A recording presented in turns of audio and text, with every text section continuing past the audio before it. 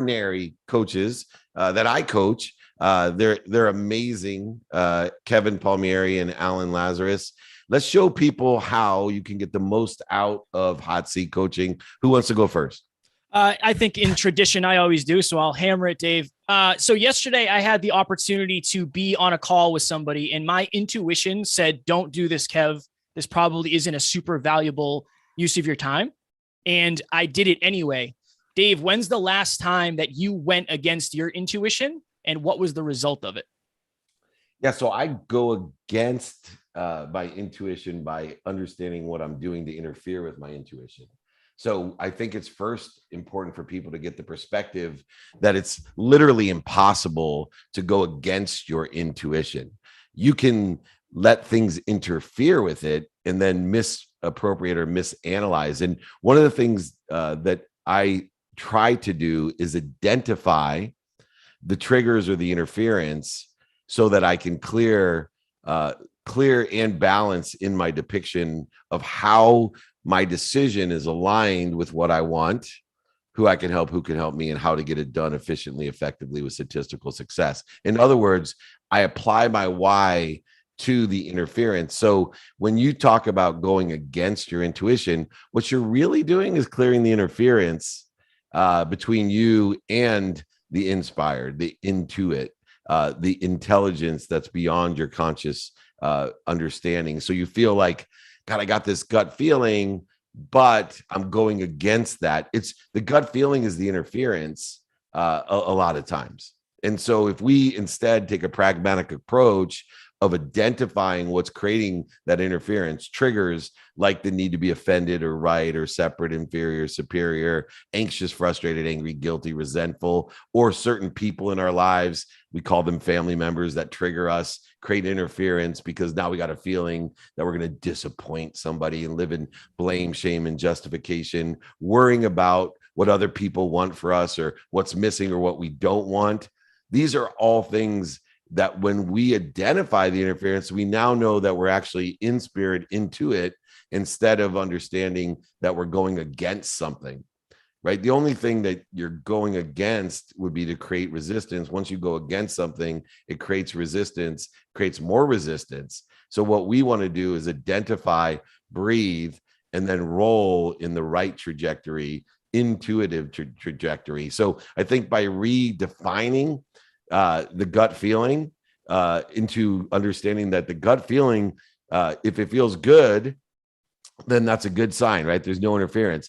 But if the gut feeling feels like you're going against, you want to identify the interference when you take the activity or the motion towards what you want, who can help you, who you can help, and how to get it done. Does that sound fair? Yes. Yeah, I agree. What have you had a time like that recently where you didn't necessarily recognize the interference and then you did after the fact? Yeah. So with our TV show, I was creating a lot of interference with the Amazon Prime. They're much more difficult. And my intuition was to create, right, the get this done, get this done, get this done. And when I identified the triggers of being in control, of living in liability, not accountability, all of a sudden, all these opportunities and options, and we're going to have, some really big news about the world's biggest streaming service picking up all the shows and creating more content, including some Glenn Lundy content that we're going to announce as well. So it's a good example of, my gut was saying I needed Amazon, and Amazon was actually the interference to something bigger or better, right? Understanding if you live in faith, and I'm going to reiterate this because these are two simple perspective mindset decisions to make. One is I believe, and this is my belief, nobody else's, nor do you have to adhere to it. But my belief is that if you believe there's something bigger than you, and that which is bigger than you cares about you as much as you care about your children or your parents care about you, if you believe in those two things, then every time you have interference, every time you have these situations, you'll realize you're being promoted and protected, not punished. That simple rule applies to so many different aspects of your life, But in order to utilize the higher frequency, or in order to utilize that enlightenment, you have to believe. It won't work unless you believe there's something bigger than you, and it cares about you more than you care about your own children or your parents care about you. Dave, I was on the phone with a client yesterday, and you talk often about consistency and how I'd rather have 2 minutes a day than 2 hours on a Saturday. And I have this financial calculator exercise that I take my clients and our team through now, because I want them to understand basically the compound effect over time. So this client's 24 years old. And I said, how long do you intend on working in real estate? Passionate about real estate, buys and wants to buy and fix and flip houses. He said, honestly, I'll probably work into my 70s, maybe even 80s. I said, okay, let's do 70s. So 24, 70 minus 24, 46 years. I put $100 in a bank account, not in a bank account, in the financial calculator, had it grow by 0.1%. I said, do you think you can get 0.1% better every single day for 46 years? You think that's possible? I showed him, and I showed him after 1 year, after 2 years, after 3 years. After 2 years, you literally have like $217. After 46 years, it's in the trillions. So my question for you, Dave, is why aren't more people consistent? Is it because they don't understand that? Because I was talking to Kevin before this, and I told Kevin straight up, I said, I think Dave is more tapped into the compound effect than any human I've ever personally met. Why is that? Because of adherence. I 100% believe that Einstein, one of his greatest articulations of truth, is compound interest and aggregate effect. And it goes beyond money, right? It goes to behavior. That good behavior aggregates at the same pace as bad behavior. The difference is, with good behavior, we expect instant results, like we do with money. Saving money, we expect that money to grow. And you said, gosh, it's $217, and after just 24 months or whatever it was, people don't understand, right? They don't understand that that's exceptional. That's exceptional. That's the aggregate effect. You can see a result. But with good behavior, we expect instant result. And with bad behavior, we never think there's going to be a result that's aligned with our behavior. And so adherence is what I'm really good at. What is adherence? Adherence is the ability to remember what you want to do, the what, who, how, and now, and apply your why, and then do it every day, consistently, persistently, in the pursuit of what you want, not what other people want, what's missing, or what you don't want. Adherence is the glue. Adherence is the power, the discipline. Adherence, the ability to remember to say thank you before you go to bed, thank you when you wake up, and actually do it. These are two things that human beings are resistant to. And the reason they're resistant to it is because they have not trained their mind, just like a bicep. They have not trained their mind to, one, remember, recollect, and remind, bringing one to what they want. And then they have no pragmatic mechanisms of actually executing on it. If you know your what, your who, your how, your now, and apply your why every single day, if you utilize compound interest and aggregate effects, you will get exponentiality out of the emotion, the energy emotion that you put forth. And that exponentiality will be of like kind to the energy that you put out. So if it's positive, like saving money, or if it's negative, they both will utilize the same rate. And when I talk about rate, this is an important distinction between time. Time creates a resistance. Time's a man-made construct. If you tell yourself right now, I want to make $1 million by the end of the year, and this is you understand Bob Proctor. This is one of the places I disagree with Bob Proctor, because he tells you, be very specific. You want $1 million by the end of the year. Well, I am telling you, in the world of physics, quantum physics, and metaphysics, the minute you say that, every second that ticks by gives you more resistance, because you're getting closer and closer, less time, and it's a bigger amount in relativity. So in order to adjust that, we think of things in rate. I want to double the amount of money I make as fast as I can. The person who puts an objective that I'm going to double the amount of money I make as fast as I can, which is, by the way, a statement that I created from the rule of 72, which Einstein created, right? If you get 1% better, that it takes 72 segments of getting 1% better in order to double that which you had. Good behavior, bad behavior, or money, it doesn't matter. So rate becomes what creates effortless, resistantless energy compared to I want exactly this at exactly this time, because every second that goes by. Here's a remarkable thing. If you told me you want to make $1 million by the end of the year, and I gave you $999,999 in second number one, right when you said you wanted it, you actually would have more resistance to get the $1 million after I gave you that money as each second ticks by than the person that says, I want to double the money I make as fast as I can and didn't have the $999,999 in the first second. Energetically, physically, this is mathematically true. Therefore, we want to think in terms of not only consistent behavior, but adherence to the consistent behavior that's aligned with, supplementary, synergistic to what I want personally, experientially, giving and receiving wise, who I can help, who can help me, how best to get it done by paying attention and giving intention to the coincidences of efficiency, effectiveness, statistical success, using lenses of productivity, accessibility, and gratitude to figure out my priorities of knowing what to do now by applying my why to it, my inspiration to it. My goodness. Dave's on fire today.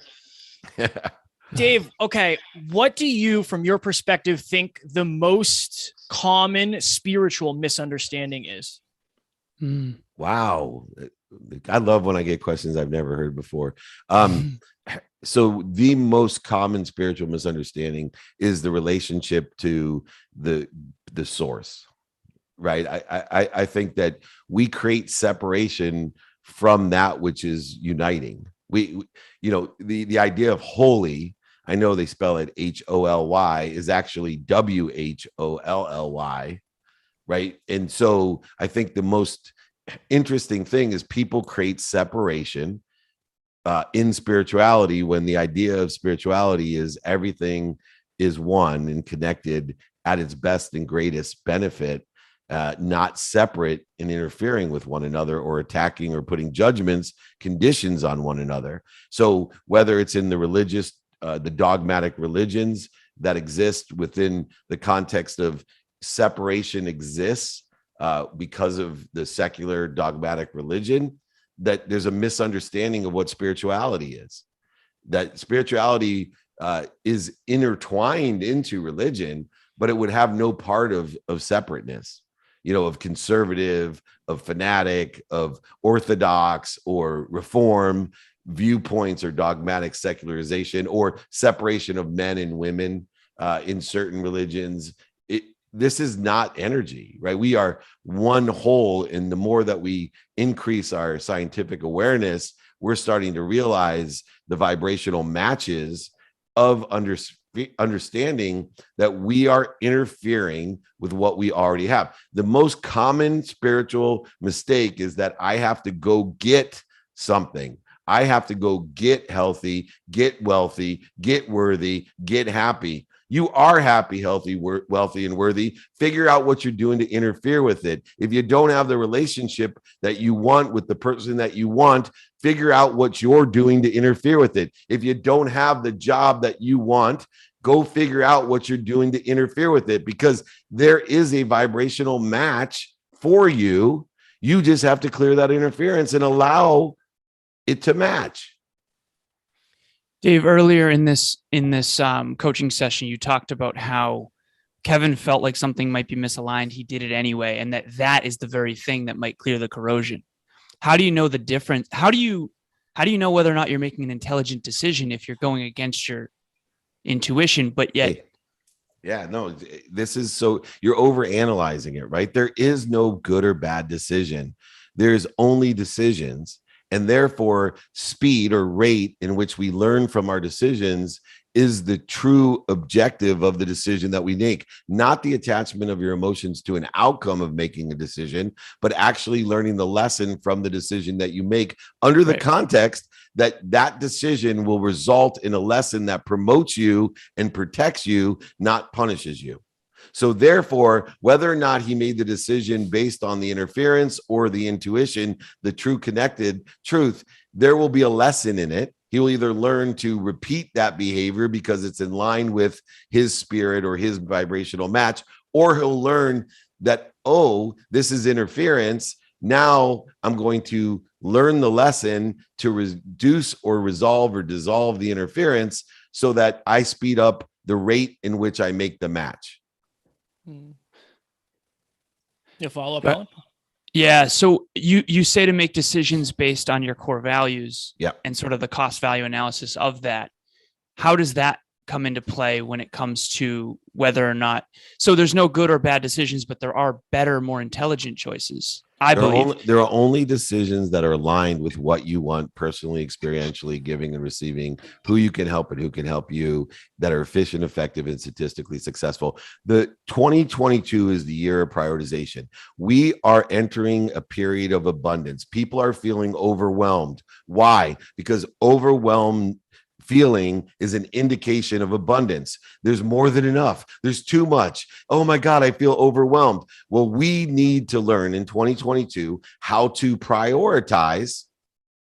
And when we learn to prioritize, if our decisions are aligned with what we want, who we can help, who can help us, and how to get it done efficiently, effectively, with statistical success in the lenses of productivity, accessibility, and gratitude, we are always making the best decision for us, not the right decision, not the wrong decision. We're making the best decision by prioritizing what's important to us and matching vibrationally to it to get it, learn from it, promote ourselves, protect ourselves, and continue to empower others to do the same because of the connectivity of the oneness of everyone together. So what we want to do is realize that this daily practice, which I will send to everyone, right? I have the 5 daily practices of what, who, how, now, and applying your why in detail. Email me, david@dmeltzer.com. Put your questions in here. Like, listen to me. If you understand, let me give you an example with money, Alan, okay? People ask me so much financial advice. Should I invest in real estate? Should I invest in crypto? What do you think about NFTs, esports, blah, blah, blah, blah, blah. Look, it doesn't matter because I don't know. I don't know. But what I do know every day, because I take inventory of my values, is my timing and risk tolerance. And if you determine your timing and risk tolerance before making any investment, as long as you have trusted and vetted that investment to align with your timing and risk tolerance, you will never be displeased or diseased with your investment. If you make money, you will be at ease. If you lose money, you will be at ease if you have aligned the timing and risk tolerance because you've met your expectations. You knew that you had 1 in 1 billion chance of winning the lottery, so you're not disappointed in your investment in a lottery ticket when you lose because you have agreed to align the investment with the timing and risk tolerance of the lottery. Interesting. If you went into the lottery without knowing your timing and risk tolerance and you said, oh, I didn't win, I'm unlucky. How many people say that? No, you're not. You're just extremely statistically successful for making that investment of 1 in a billion. But you're not unlucky. You're just not taking the time to understand your timing and risk tolerance. And this holds true with real estate, holds true with crypto and NFTs. You got to take inventory of the what, the who, the how, the now, apply your why, know your timing and risk tolerance. And then when you're making the decision, if it's in line with what you want and you learn the lessons, how to get there faster, promote you farther, or protect you from something that will interfere with you, you're better off. Dave, we just crossed our 800th episode, and obviously we've done a lot of podcasting, interviewing, being on other shows. Well, let me give you more context. So when I go on a show, I'm always surprised at maybe the lack of seriousness or the fact that they don't do YouTube or the fact that they don't have a microphone or whatever it may be. What are you constantly surprised about that in your mind is just either common sense, common knowledge, or common practice that you can bring to people? Preparation, practice, right? I am just amazed that, people go through the motions, that they took the time to have a podcast, a radio show, whatever it may be. Oh, Sorry, I muted myself on accident. There you go.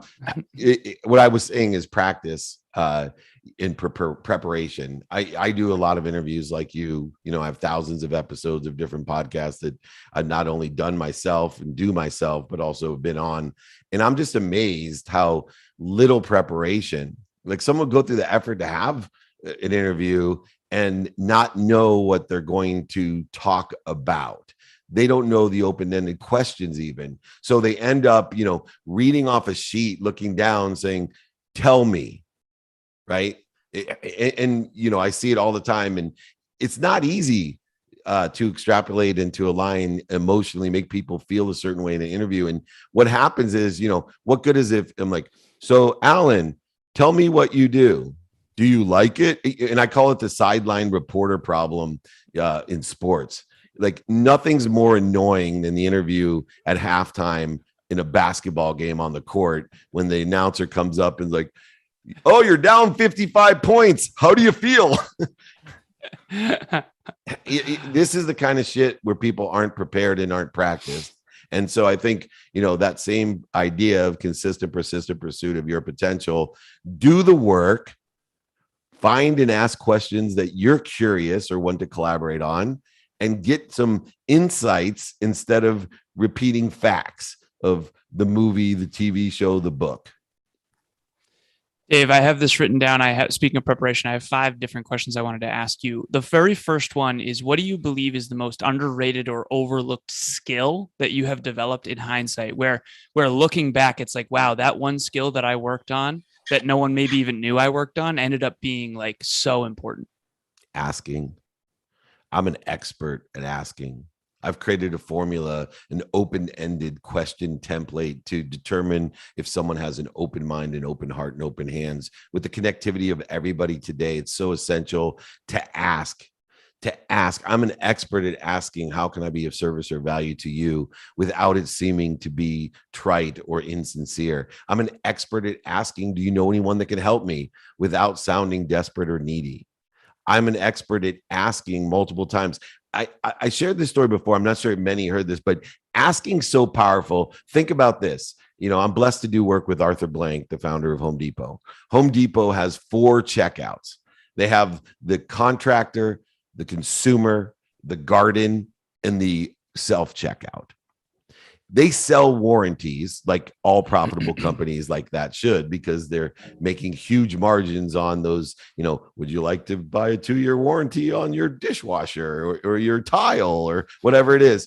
Anyway, the number one sales checkout for warranties, aggregated. So there's one of the checkouts that sells more warranties than all 3 of the others combined, is the self-checkout. Why? Because everybody that goes through self-checkout, it says, would you like to buy a warranty? And list out the choice. No emotion, no judgments or conditions of, oh, this person can afford it. This person looks nice. This person looks mean. Whatever people are doing, they're just consistently asking. And guess what? Triple the results, quadruple the results. So my superpower beyond adherence, because you need adherence to consistently, persistently do anything, that's the glue, is asking. Dave, when you say adherence, are you referring to like, I know that this is in alignment with what I want, and this is in alignment with my core values, I'm going to have the self-discipline to actually execute against it? Is that what you mean by adherence? I know that you went through it, but yeah, no, I think it's even simpler than that. Adherence to me is, I'm going to remember what I want, who I can help, can help me, how to get it done. And I'm going to remember it because I can prioritize and get more done. And I'm actually going to do it. Okay. See, it doesn't make any sense that everybody knows saying thank you will change your life. It's free. It takes 0.1 seconds. I created a 14-day gratitude challenge for everyone, and I'll give a whole gift basket to you if you complete it. So email me if you want to join. But the reason I did it is I wanted to prove adherence, because there's nothing faster, cheaper, and more effective to change your life than just saying thank you. Nothing. And it's proven by the world's thought leaders, from anyone you love, Sadhguru, Deepak Chopra, Einstein. They all talk about gratitude, brother, and they all get it for free. And they all can say it or think it in 0.1 seconds. So why don't we do it? Why is it that if I tell you and everyone shakes their head yes, will by tonight half of the people not say thank you, but tomorrow morning another half won't say thank you? Why is it within 3 days all of us will forget to say thank you? Exactly. We forget, right? We get so caught up in what other people want for us, what's missing, what we don't have. We forget about what we want, and we want to be grateful. We want to find the light, the love, and the lessons in everything. Live with peace and empathy and accountability, the power and control of knowing that we're here to learn lessons in spirit by effectively communicating and appreciating, acknowledging, and asking for more. This is what we do. And so adherence is very simple. Remember what you decided to do at the beginning of the day and do it. That's adherence. And if you do that every day, if you remember what you want, who you can help, who can help you, how to get it done, and prioritize correctly and do it. If you remember and do what you want for you every day,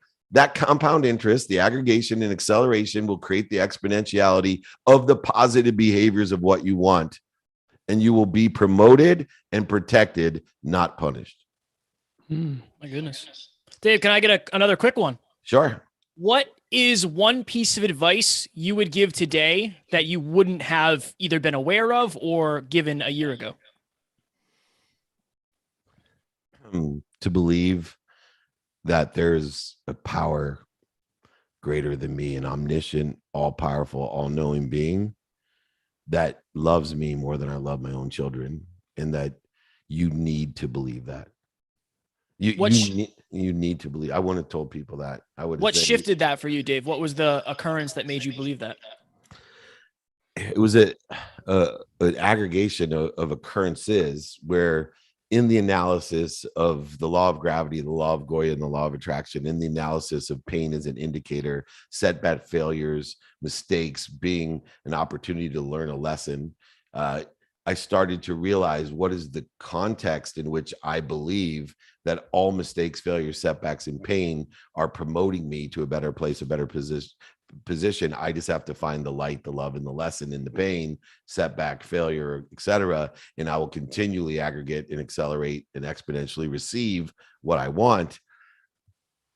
But without faith that there's an omniscient, all-knowing source, so that when something happens in my life that wasn't planned, that seems to be completely counterintuitive to what I want and counterproductive to what I want, that faith accelerates, creates the rapid and accurate manifestation of something better every single time. And why not have faith in the fact that it must be just in asking and everything, as if my 11-year-old son would ask me for something, and if it's good for him, I'm going to give it to him. But if he's trying to stick his hand into the stove, I'm going to slap his hand and scream at him. He's going to think I'm punishing him. But what am I really doing? Protecting him and promoting him and teaching him to a better place, a better position, or a better situation. So I believe that that relationship exists like mine with my children, with an almighty, all-powerful, all-knowing source, not an ignorant, arrogant source like me, or an ignorant, humble source, which is sometimes me, but an all-knowing, all-powerful, omniscient source, so that I can have full faith. It creates this complete balance and clarity that I just have to continue to appreciate what I have, acknowledge it by giving it away, and asking for more, just like I want my children to do from me. I want them to appreciate everything they have. I want them to acknowledge it by allowing it to go away, leave it, give it away, not accumulate and create all types of resistance. But then most importantly, after they've appreciated and expanded their vessel, to ask me for more. Ask me for more, and I'll gladly give it.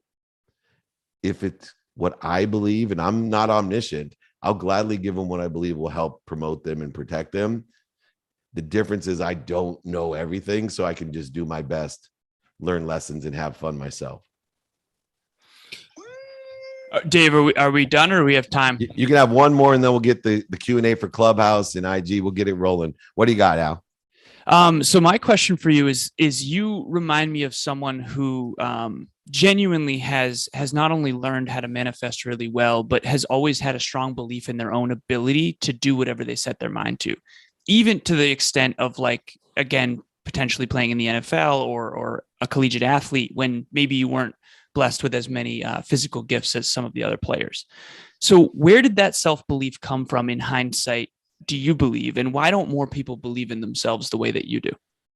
So I think initially I was motivated by fear and scarcity to do my best. I wanted to buy my mom a house and a car. I was driven, with a desire that I must be what I can be financially. And the, misperception that quantum talent that I had would take me to the NFL and I'd be a rich football player and buy my mom a house and a car, from the time I was 5 years old, started to teach me adherence.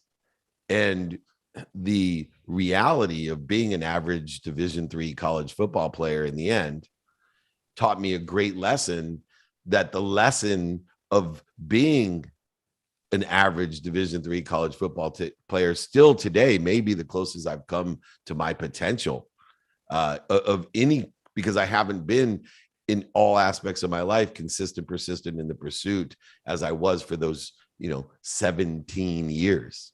17 years. Every single day, that dream was alive, and I was doing my best with that desire. And when I was able to apply that adherence to things that I quantumly were better at, this is what drove me, and the results that I was getting and the lessons I was learning, which all weren't successful. Remember, I lost over $100 million in 2008. 2006, I hit rock bottom emotionally. I was empty and lost, rich as shit, access to everything, but lost and soulless. And then I remembered and took stock in who I was and what I wanted to become again. Who I was and the lessons that I've learned and what I wanted to become again. And that is what you see today, to be able to manifest what you desire rapidly and accurately. All right, boys. I appreciate you giving a classic example of how much you can get out of a short coaching, hot seat coaching session. As always, I appreciate you both. Please email me. I'll give you those 5 daily practices, david@dmeltzer.com. Reach out anytime. Any last takeaways for you guys? Just grateful, Dave. Grateful for this, and always raising our awareness so we can come with better questions and higher level questions next time. You guys are great. How about you, Alan? Same as Kev, is thank you for helping us understand things at a deeper level. And more importantly, just helping us learn how to be better.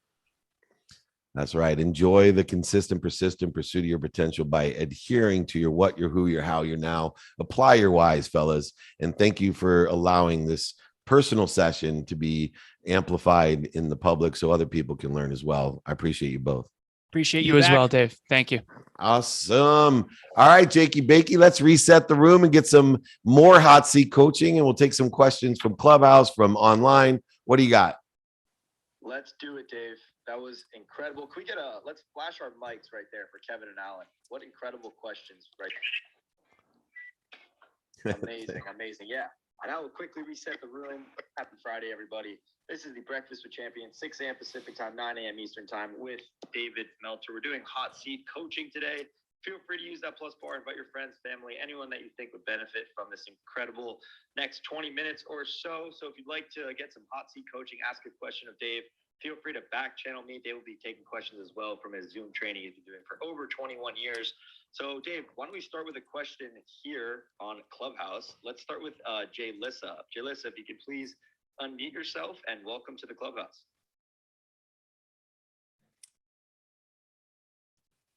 All right. Hello. Right now I'm just listening in. I'm just like taking notes. No problem. I'm going to take Jakey, I'm going to take a question online and then you can go ahead and bring somebody up. Okay.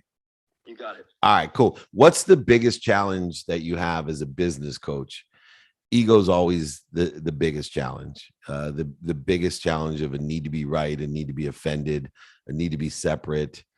You have to, not only mentor, coach, and teach, but you have to be able to live in radical humility, to know what you don't know and be able to answer questions to the best of your ability, but more importantly, find the help, whether it's in coaching by bringing the best out of someone, mentoring by illustrating what experiences you've had, situational knowledge and dummy text that you paid, or even a teacher to be able to explain and utilize examples and analogies and stories in order to facilitate the coaching and mentoring, to help other people, to celebrate other people, to elevate other people. A great business coach is a celebrator, not a celebrity. A great business coach is an elevator.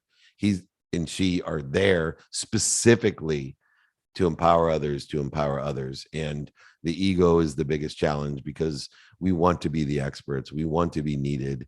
We feel as if at times we do know what we're talking about, but I promise you, don't take yourself so seriously. You don't know what you don't know. And when you realize that, now you can do your best, help people by learning lessons, and have a great time doing it. All right, Jake, who do we got on Clubhouse? I think we got Glenn Lundy, actually. Glenn, are you here? I am here. I am. You guys hear me okay? I am. I love it. Yes. Mr. Meltzer, you have a little extra passion and fire this morning, sir. I'm fired up. Thank you. Super fired up. I wanted to two things real quick. I wanted to touch on when you were talking about the ass.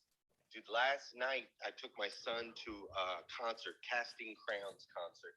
And in the intermission, just before the intermission, there was a painter that came up and he did this painting and he painted the whole thing. And then he flips it upside down and it's a picture of Jesus, right? Like you couldn't tell what it was until he flips it upside down, right? And my son was just fascinated with it. And so we go out to intermission. We're in line to get a drink. And the guy comes walking through the painting and goes over to his booth for Feed the Hungry Children. And I said to my son, son, go ask him what he's going to do with that painting. And he's like, what? And I'm like, just go ask him. He's on a tour. He's doing a painting every single night. He's not storing these in his garage. Go ask him. And so my son went over and he said, sir, what do you do with the paintings? And he said, well, we try to sell them, raise a little bit of money. We take donations, da-da-da-da. And so my son was like, I'll give you $100 for it right now, my 9-year-old. The guy goes, he looks at him, he goes, you got $100? My son pulls out his wallet and gives him $100 and takes home this canvas. Now, as he's carrying the canvas around, everyone else in the theater is going, oh, you're the kid that got the canvas. You're the kid that got the canvas. And I told him, I said, look, son, everyone in here wanted the painting. You were the only one to ask. You got to ask. Everyone has the desire, but we got to ask. So I love that you touched on that, Dave. I love that. And to that point, just to share with people, and we want to teach kids to ask, but we need to ask ourselves, because I will tell you, one of the greatest experiences of my life, I almost let slip by because I didn't ask. And when I asked, I realized it wasn't that big of a deal, which happens a lot of times, right? And that we just make somebody feel good by asking for something. And, I was sitting in the Masa Mare in an antique plane with the guy who owned the camp, and we were flying over the Masa Mare looking at all these things. And I sat there for 20 minutes, Glenn, thinking to myself, God, I want to fly this plane. My wife's not going to ever let me get a pilot's license. She doesn't let me. Like, I want to fly this plane. And I was too afraid to ask. Now, meanwhile, this is while I've been coaching people and teaching, asking for, and I'm sitting there myself, like the typical hypocrite that I am, like the radically arrogant person that I am.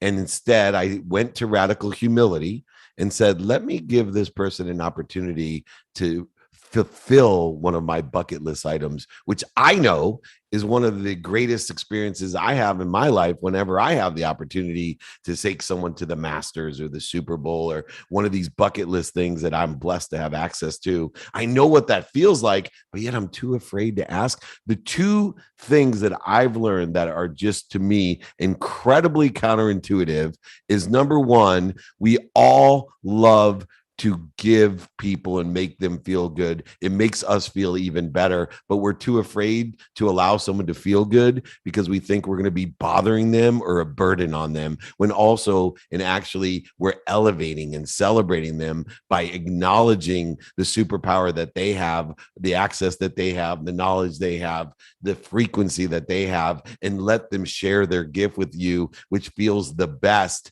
The second one that's counterintuitive is sleep. Because I'm going to keep repeating this to everybody.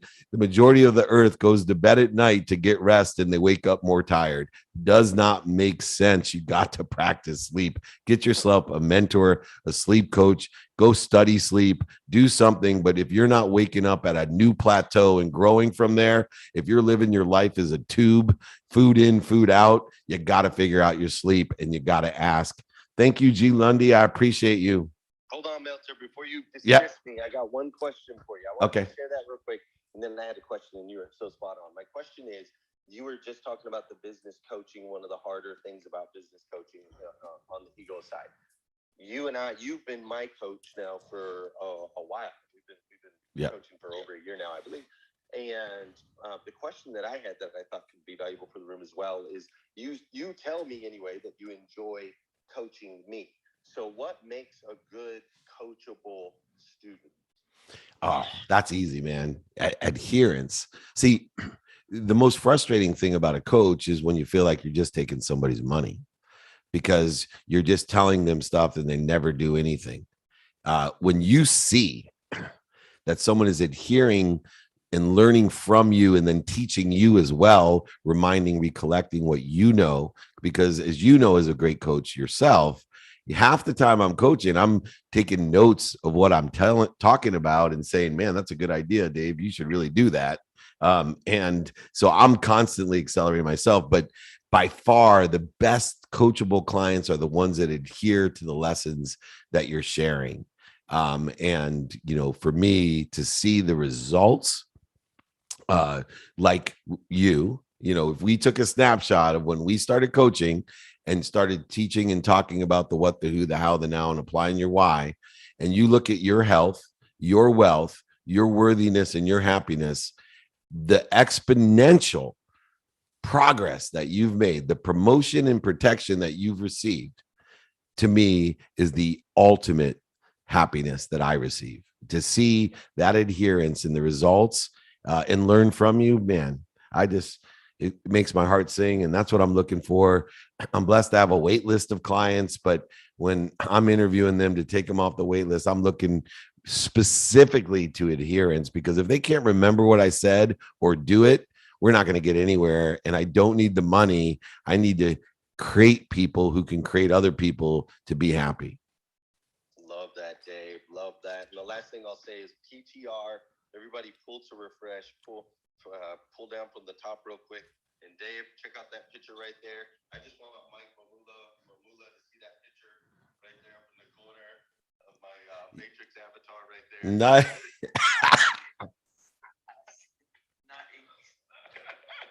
Thank you. You know what? And thank you, Glenn. And, that Matrix NFT deal, just to be included.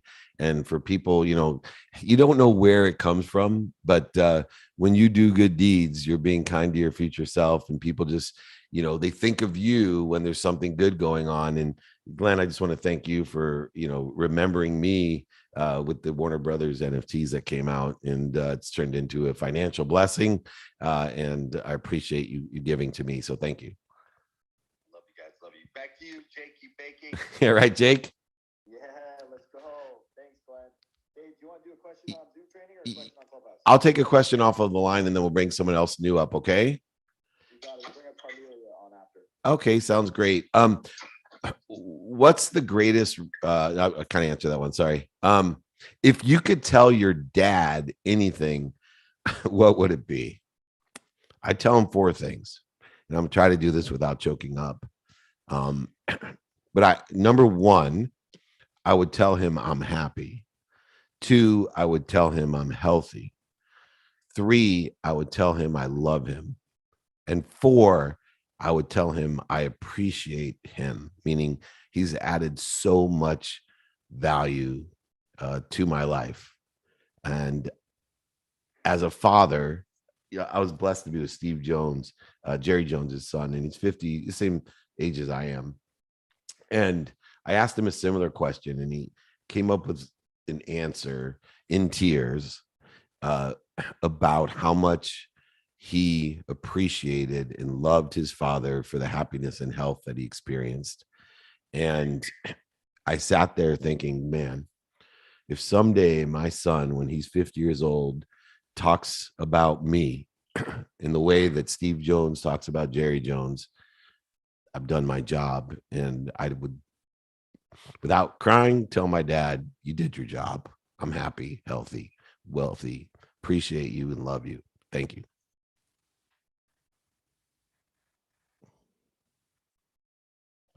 All right, Jake, who's next? All right, Dave. Yeah, next up we've got Carmelia Ray. Welcome to the clubhouse, Carmelia. Oh my goodness. Welcome. Thank you. I'm tearing up from what David just shared because I lost my father January 7th, 2020, and that was just so moving.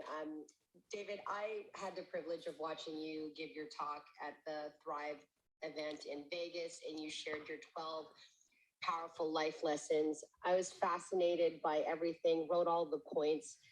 I'm obviously in the relationship and media space, and what I wanted to ask, in the time when you were married, and I don't know if you're in the same marriage or second marriage. Yeah, no, same marriage. Yep, still 24 years. Perfect, because we're now in the middle of, the pandemic really highlighted challenges, and in the relationship space, the man that you were before your wife said, I'm leaving you, or she had enough, I would just like to ask, because a lot of people who are in couple partnerships are trying to break through to that partner and they don't know how to communicate. What was it that had to shift for you? Like, what was that aha moment? And if somebody is dating or married to somebody that they feel like they really can't get through to, is it now to say, hey, this isn't lasting, I'm leaving, like after you've done everything? So I would just love to know, what was it that had you shift? And congratulations on maintaining and keeping your marriage. That's very, very inspiring. It's a lot. And that's all. How do you resolve that after you put, a partner through that? And I'm sure everybody has these situations where they're debating whether they stay in it or leave. That's my question. Yeah, great question. And so I have a philosophy about this. It's my opinion that the more each individual has learned to love themselves, the better the relationship would be. See, my wife was at peace. She is an extraordinary, I picked right, and I attracted right. And the problem in our relationship is that I didn't love myself. I hated myself. I was a liar, a cheater, a manipulator, an overseller, and back-end seller. And I lived in liability of blame, shame, and justification, and utilized money as a mask of my happiness by buying things I didn't need to impress people I didn't like. And when I took stock in who I was, as my wife suggested, when she told me I was going to end up dead and she didn't want to be around to see the destruction that laid in front of me, when I took stock in myself, I realized, wow, I need to learn to love myself. I need to live with faith. I need to live in gratitude. I need to live with forgiveness in my heart, accountability, not liability. And I need to learn to effectively communicate what's inside of me with her and through that great source of faith that I had. And it didn't happen overnight. 2006 was my rock bottom. I lost over $100 million. 2008, 2 years later, but I adhered to my values and they kept aggregating and exponentially growing. And it's funny that you brought up relationships, because I lied in bed last night thinking about, I've never loved my wife more. Never. I fell in love with her in 4th grade. She skateboarded by my house. There was a natural quantum connection but I have never loved my wife more. And then I thought to myself, I've never loved myself more. I can't give what I don't have. I give meaning to everything I see. I can't find outside of me in a relationship that I don't have inside of me. And the statistical side, the pragmatic side is if two people both take that perspective and look within inside and heal the traumas and heal the insecurities and identify the triggers and all the different work that I've done over the last 16 years in order to effectuate a love for myself that's greater and greater, plateauing and growing each day. And the same true with my wife. What occurs is tremendous. And it's not just in the intimate relationships, it's in all relationships, which is why we want to surround ourselves with people that feed us, not that bleed us. We want to surround ourselves with those people so that we can share what we have and gain even more. And that is the paradigm shift of learning to love me so that I could learn to love others and give what I had. And now today, I encourage everyone to find those people in their lives to share what's inside of them. Thank you for the great question, by the way. Thank you, David. Oh my gosh. I'm going to share that clip. And just a tiny follow-up, if you wouldn't mind. And I know you were so in-depth. Like, and this may be longer. So is it that were you comparing yourself when you said you didn't love yourself and you were so driven? Was that driving you to do all those other things? Was that your drive? Yeah, I was attaching my emotions to a financial outcome. I was defining myself by my bank account. I, was completely lost with my relationship to the currency of money, to that object of energy. I was, utilizing this outcome to fool myself into some sort of worth. And once I realized I didn't have to go get more wealthy, healthy, worthy, or happy, that I already was, I just had to figure out what I was doing to interfere with it. That's when my life really changed. Thank you. And thank you, Jake. I appreciate your time. Thank you. All right, Jake, I'm going to take a question online and we'll take one more question on Clubhouse, okay? Let's do it. All right. What do you consider to be your biggest weakness? My biggest weakness is my need to be offended. Unfortunately, if you have the need to be offended, it's a great interference between you and what you are vibrationally supposed to be matching with. And it's so easy to feed. That's why it's my biggest weakness. You have a need to be offended, just walk outside. It'll feed itself. And so I'm consistently, even with the knowledge, the wisdom, and enlightenment about this weakness, I still suffer from it every day. And my only solution is to spend minutes and moments getting back to center, coming out of that need in order to facilitate what I want, who I can help, who can help me, how I'm going to get it done, and applying the prioritization of doing it now and then applying my why. All right, Jake, we got time for one more person. Who's it going to be? I think we've got Alexander Gonzalez to close this out. Alexander, if you can please unmute yourself and feel free to ask your question. Yes, sir. I love this segment. So, David, first off, it was awesome meeting you at the Grow for Business for God Takes conference. Having lunch with you and Jake was so awesome. My question is this: you said something that really shook me. You talked about radical humility, and the power of the ask actually comes when you're able to radically humble yourself in order to do, the actual ask. How do you find that you are able to get into the state of radical humility when we're oftentimes found to be in the state of radical pride? Oh, yeah. Radical arrogance. So the first is to come to the acknowledgement that we're all ignorant. We're all ignorant. And there's two types of ignorance. One is that arrogant ignorance where we think we know what we know, or we actually are worse. We tell people we know what we know, and we're certain that we know what we know. There's for sure the need to be right and offended and separate. And then there's this other ignorance that creates the humility. And so I've created what I call rule number 6 to remind myself, remember, and recollect my ignorant humility so that I know that I'm here in a 3-step process to, if I appreciate what I have, I add value to it and it expands. If I acknowledge it, I let it go, let it leave, give it away, whatever, but it has to be removed. You don't know what you have until it's gone. So it has to get gone. But then in order to refill that vessel, the larger vessel, so it doesn't dissipate, dissolve, and constrict upon itself, you need to ask for more. And the radical humility of telling yourself, I have surrendered. I don't know what I don't know. I'm just going to do my best, learn lessons, and have fun, and allow the Maximus to come to me because I have faith that I'm being promoted and protected at all times. And that humility has to do with identifying fear that there isn't enough. You have to identify fear that people are attacking you or judging you or worried about what other people want or what other people are thinking or what you don't want or what's missing, instead of reminding, recollecting, and remembering with radical humility that just ask for what you want. But you got to know what you want, who you can help you, and how to get it done. But you got to be able to utilize radical humility. Rule number 6 says, don't take yourself so seriously.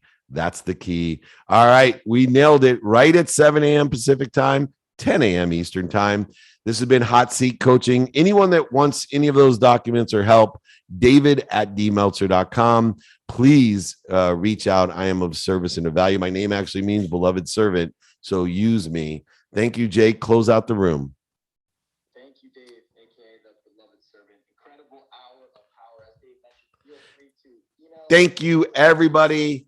Email me, david@dmeltzer.com. Come join me every Friday. We've been doing this for over 21 years. Thank you to the over 50,000 people that have registered on our live streaming here on Zoom. Thank you for joining us on the webinar, on TikTok, on IG, and on Clubhouse. Remember, most importantly, be kind to your future self and do good deeds.